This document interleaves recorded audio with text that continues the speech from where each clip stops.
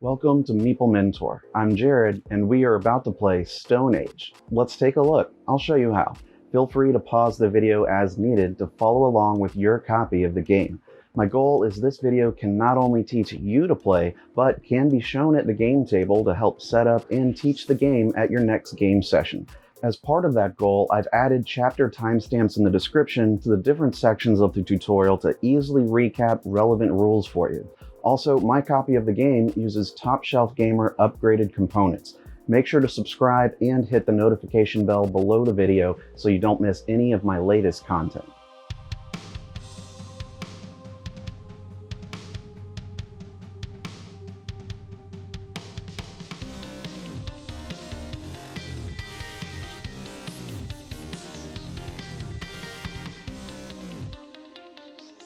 The game of Stone Age takes place in that time period of hunters and gatherers learning to maintain a civilization and develop tools. During the game, players will collect wood, break stone, wash gold from the river, and trade to expand their village and achieve new levels of civilization.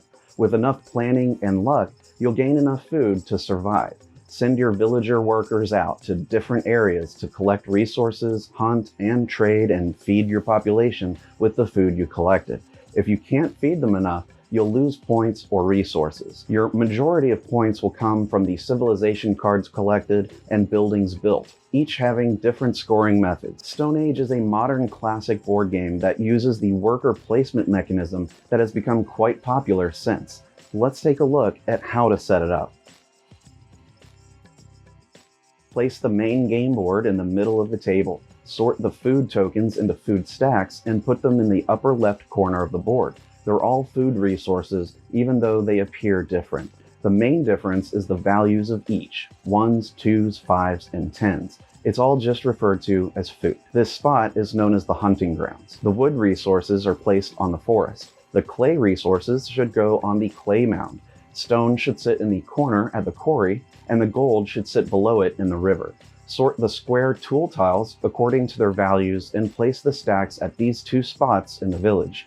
Take all the civilization cards and shuffle them into a face-down deck here by the board. Starting with the rightmost space here, draw 4 cards from the deck and lay them face up in these 4 spaces. Take all the building tiles and shuffle them together. You'll create equal stacks of 7 buildings apiece. You'll only place as many stacks as number of players in your game. So in a 4-player game, create 4 stacks here. In a 3-player game, you'll have only 3, etc. Leftover building tiles should return to the game box. Set aside the dice and dice cup near the game board within reach of the players. Everyone should choose a color to be from the 4 available and take their 10 wooden figures and a player board. The player boards are the same. Everyone should start with 12 total food. Anything you acquire in the game will be placed on your village board. Keep 5 of your workers on your board and 5 into a general supply with everyone else's next to the game board. Next, each player places their small cube on the food track at 0 and their larger cube for their victory point track at 0 at the top left of the board. The youngest player takes the first player token unless you choose to randomize it. Now you're set up and ready to play. Gameplay is done in a series of rounds with players taking turns placing workers, taking actions, and feeding their tribes. Each round has 3 phases done in order, after which the first player token is passed clockwise and a new round begins. At the start of a round, slide any remaining civilization cards on the board to the right and draw new cards to fill the empty spaces. Always start filling from the rightmost spot. Then, players may refresh their tool tiles to indicate that they may be used again. Then the first phase of the round begins. First, one after the other, each player places their figures on the game board. Starting with the first player, on a player's turn, they'll place 1 or more figures on the location of their choice. Then the next player clockwise does the same, choosing 1 location to put as many figures as they want on it. Continue going around until everyone has placed all their figures on the board. A player may never place figures on a location where they already have figures, so once allocated to a location, no more can be added to it that round. Note that since players place a varying number of figures on each of their placement turns, some players will run out of figures on their player board, while others still have ones left to place. The second phase begins once all players have placed all their figures out from their player boards to the main board. Start again with the first player, who can now choose a location with their figures on it to resolve that corresponding action. Players will go turn after turn, resolving an action space and returning the placed figures back to their player board. The final phase of a round is where players must feed their tribe, represented by the figures on their board. Each figure needs one food, and must be fed if possible. Players can feed their village simultaneously or in turn order if you wish. The first step is to look at the level the player has attained on the agriculture track. Gain one food from the supply for each level reached. Then, from all their collected food, pay one to the supply for each figure collected on their player board. Leftover food tokens can be kept for the following rounds. If a player has paid all the food they have and still don't have enough to feed them all, they should pay what is missing with other resources they have. One resource equals one food. Thematically, they're trading a resource to someone for food. Paying the resources for the missing food cost is optional, but there's a penalty for not doing it. Whether you have the resources to pay or not, if you don't pay the extra food costs missing, you immediately lose 10 victory points. Regardless of the number of unfed figures, the penalty is always 10 points. It is possible to go into negative points. Either way, the player must use all their food available as is required. After this feeding phase, the round is over and the first player token passes to the next person clockwise and a new round begins. There are many different places on the game board you can place your workers to do various actions. Some locations have limited spots available while others are unlimited. Each circle you see at a location is a space for a figure to occupy. Only one figure can be placed in each, so the number of circles at a location is how many figures can go there. This is their maximum number of figures allowed. When it comes to a player's turn to place figures on the board, they may not pass if they still have unplaced figures. Remember that a player may not place their figures at a location where they already have them placed, even if circles are still available. After resolving an action space where your figures are at, remember to remove them and place them back on your player board. The hut action space requires a player to place exactly 2 of their figures on it. When resolving the action, gain 1 extra figure from the supply and immediately add it to your player board. You'll have access to it for the remainder of the game. The field only accepts 1 figure per round. The player resolving the field action gets to move their marker up on the agriculture track 1 space. This increases their food received during the feeding phase. The hunting grounds in the corner of the board is the best place to gain food, as there is no limit to how many figures can occupy the location at one time. To resolve the action, the player takes 1 die for each of their figures there and rolls them with the game's included dice cup. Add up all the values of the roll and divide the total by 2 rounded down. This is how much food the player can collect from the supply back to their player board.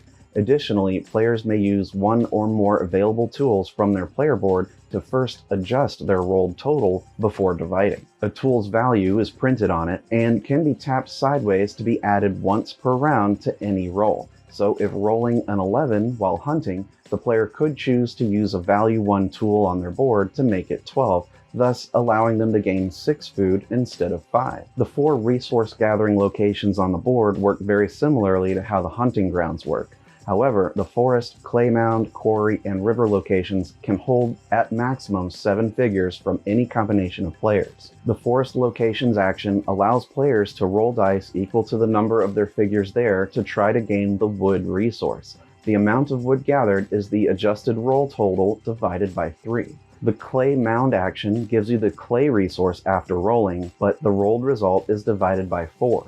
The quarry action gives you stone resources by dividing your rolled result by 5. Lastly, the river space lets you gain gold, but divides your roll by 6. It will become necessary to get tools to increase your roll values in order to gain some of those higher division resources. If you forget the division values to use, check the numbers shown in the middle of your player board. The Toolmaker location accepts 1 figure per round and lets them acquire new tool tiles to their village. If they don't have a tool tile yet, gain a value 1 tool tile to your board so the 1 is visible. For the next 2 tools they would gain, they'll be placed as a value 1 on an empty spot for them. Then, if gaining your 4th, 5th, or 6th tool, flip over one of the value 1 tiles so it shows the 2 side instead. When gaining your 7th, 8th, or 9th tile, the value 2 tools are replaced with value 3 tool tiles. Then from your 10th tool tile gained onward, flip the value 3 tools over to be value 4. Each of your tool tiles can be used once per round to increase your dice rolls. To indicate it's been used, rotate it 90 degrees. The civilization cards laid out on the board are worker action spots too. As shown by the circle, each card can accept one figure. The cards can be occupied in any order. By sending a figure there, the player may pay the shown resources above the card to gain it during the action resolving phase. These are typically for scoring points at the end of the game. Return the paid resources to their respective supplies. Food is not considered a resource for this purchase and cannot be used. Otherwise, the player can pay in whatever combination of resources they have available for it. If they can't pay it or don't want to, they can simply take back their figure and leave the card where it is. Gained civilization cards are placed face down on the space for them on their player board. These can be looked at any time. All the different civilization cards are described in detail on the included summary sheet. When taking the one used tool card, keep it face up next to your player board until used, at which point you can put it face down with the rest. Players may also place figures on the buildings on the board. As shown by the circle on them, each building can accept one figure and may be occupied in any order. Gaining buildings will give you victory points, which score immediately on the victory point track. During the action resolution phase, the player should pay the resources shown along the bottom of the building tile and take the tile. The building tile can be placed on your player board in an empty space at the bottom for them. Your figure can return to the board at the top. If they can't or don't want to pay the cost for the building, they'll take their figure back and leave the building there. There are 5 spots to hold acquired buildings, but if you gain more than that, you can stack them. There's not a maximum limit. After paying the resources back to their supplies, move the player's score marker on the victory point track to the shown number of points at the top left of the tile. Finally, flip over the topmost building tile from the stack the building came from. That way, there's another building tile ready to be claimed in the next round. Some buildings have special methods to determining their points earned. The number of points earned will be based on the resources used to purchase it. For example, with this building, exactly 4 resources are required to buy this, but must be made up of 2 different types. You can choose the ratio of payment and which 2 resources you want to pay. The value of the resources are also shown on your board and will be how many points you earn. If you spent 1 gold and 3 clay to buy it, you would gain 18 points. Each clay gave you 4, and the gold gave you 6. Other buildings may be more flexible in the cost, and therefore the points you gain. This building shows 1 to 7 resources as the cost. You can choose what you want to pay for it, up to 7 resources. Again, you'll earn points based on the values of those resources, as shown on your player board. You really have the option here to pay what you want to rack up a bunch of points, or just pay one thing and stop someone else from doing that. The end of the game can happen in 2 possible ways. The game can end if at least 1 pile of building tiles is empty, or if there aren't enough civilization cards in the deck to fill the 4 spaces at the beginning of a round. In that case, the game ends immediately. Otherwise, when a building tile stack empties, play the current round out, including feeding your tribes. After this, there is final scoring. Keep the civilization card summary sheet out during final scoring to help, since the cards have unique ways of calculating points. As you score points for things, move your point tracker along the score track. Each player should look at their collected civ cards and arrange them by the same types. The cards with the green backgrounds and various items pictured are scored as sets. Count how many different unique cards you have with this background and multiply it by itself. So if you've got 4 different civ cards with a green background, you'll score 16 points. 4 times 4. Each player can have multiple sets that all score. The civ cards with a sand background give points calculated based on what's pictured on the left and your current number position of what's shown on the right. If you have these 3 farmer scoring cards, you'll see 5 total farmers. On the right, it pictures the agriculture track, so look at the number position of your marker on that track. Multiply that by the number of farmers to get the total points earned from the cards. In this case, 30 points. The Toolmaker Civ cards works the same as the farmer's one, but you multiply the number of tool makers shown on the cards by the total value of your tool tiles collected. Remember to add their values, not the number of tiles you have. The Builder Civ card scores the number of builders printed on the Civ cards times the number of building tiles that you've gained during the game. Lastly, the Civ cards with the Shamans score the number of Shamans pictured on the cards multiplied by how many figures you have on your player board. Any resources you have left over at the end of the game are worth 1 point each. Extra food is not worth points. The player with the highest point total after scoring is the winner. If there's a tie, the tied players compare the sum of their agriculture level, total tool value, and number of figures on their board. Whoever has the highest total breaks the tie and wins. There are some small changes to adjust for games with 2 players or 3 players. In games with 2 or 3 players, only 2 of these locations may be occupied during a round: Toolmaker, Hut, and Field. The third must remain vacant. The vacant location can and should vary round to round, depending on where players choose to place figures. In a 3-player game, the figures of only 2 different players may occupy the resource areas: forest, clay mound, quarry, and river. In a 2-player game, only 1 player's figures can occupy those locations.